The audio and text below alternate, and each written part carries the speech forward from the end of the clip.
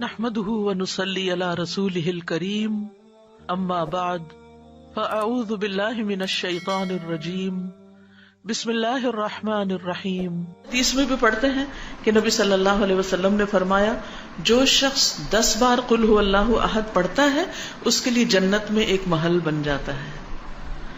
عمر رضی اللہ عنہ کہنے لگے کہ اے اللہ کے رسول صلی اللہ علیہ وسلم اس طرح تو ہم بہت سارے محل اپنے لیے تیار کر لیں گے، یعنی بہت دفعہ ایسا ہی عمل کریں گے. آپ نے فرمایا اللہ کے پاس اس سے بہت زیادہ ہے، بہت اچھا ہے، یعنی تمہارے گمان سے کہیں زیادہ ہے اس کے پاس.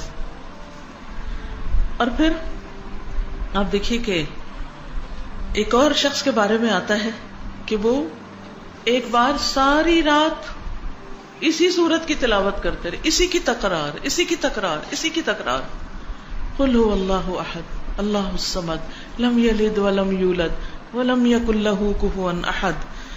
اور حقیقت یہ ہے کہ اگر آپ کسی وقت دعا کرنا چاہیں اور اللہ کے قریب ہونا چاہیں، اللہ تعالی کی قدرت اور عظمت کا احساس اپنے دل میں بٹھانا چاہیں تو آپ کو کیا کرنا چاہیے؟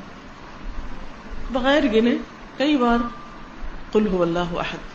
اگر آپ کو ریاکاری کا ڈر ہے، شرک کا اندیشہ ہے، شرک سے ڈرتے ہیں، اپنے اندر اخلاص پیدا کرنا چاہتے ہیں تو اسی صورت کو پڑھیں، بار بار پڑھیں اور پھر اس کی تاثیر آپ دیکھیں.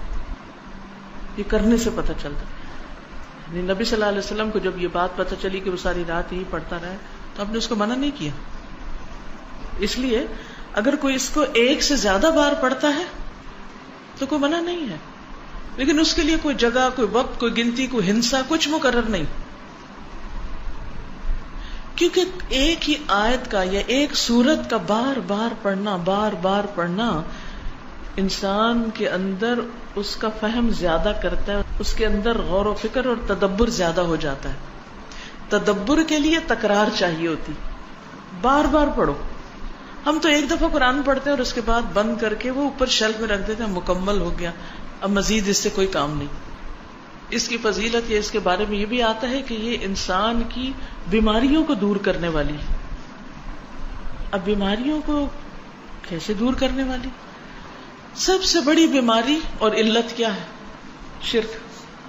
سارے غم ہی شرک کی وجہ سے آتے ہیں، ساری مصیبتیں شرک کی وجہ سے آتی ہیں. اللہ سبحانہ وتعالیٰ کی ناراضگی شرک کی وجہ سے آتی، چاہے شرک اکبر ہو چاہے شرک اصغر ہو. شرک اکبر تو بتوں کو پوجنا، اور شرک اصغر کیا؟ ریاکاری کرنا، دکھاوے کے کام کرنا، اپنے نیک کاموں پہ فخر کرنا، لوگوں کو بتانا کہ میں کیسا کیسا نیک ہوں. تو اس کا علاج کیا ہے کہ انسان قل هو اللہ احد پڑھے.